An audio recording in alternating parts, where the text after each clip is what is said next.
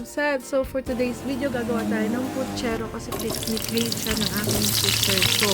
Kung painit ako ng mantika, nilagay ko yung patatas. Bakit inuuna natin mag-fry ng patatas para po hindi siya madurog mamaya.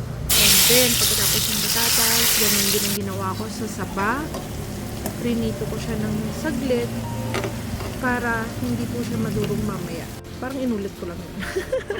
And then, ayun, nagsatay na po tayo ng bawang sibuyas. Maykos-maykos na yan.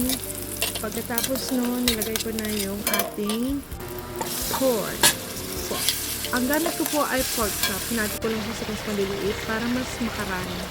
Para makarami ka. Ano ba yung sinasabi ko? And then, naglagay na po ako ng patis. Sinunod ko na yung tomato paste. Kasabay na noon yung ground pepper. Ayun, naunanahin ko na lang siya nakunan. Pero ayun na nga, mekos-mekos. Kapag maayos na siya, na-incorporate na lahat, maglagay po tayo ng tubig para masabaw. At saka ayun, nagdagdag na rin ako doon ng white beans and then yung patatas kanina and then Baguio beans. Tapos hintayin natin siyang kumulo. Lagay na natin yung saba. Tapos nag-add din ako ng green bell pepper and voila! Ang tagal. Eto na ang ating finished product, putsero alaleng. Maraming salamat po for watching. Thank you.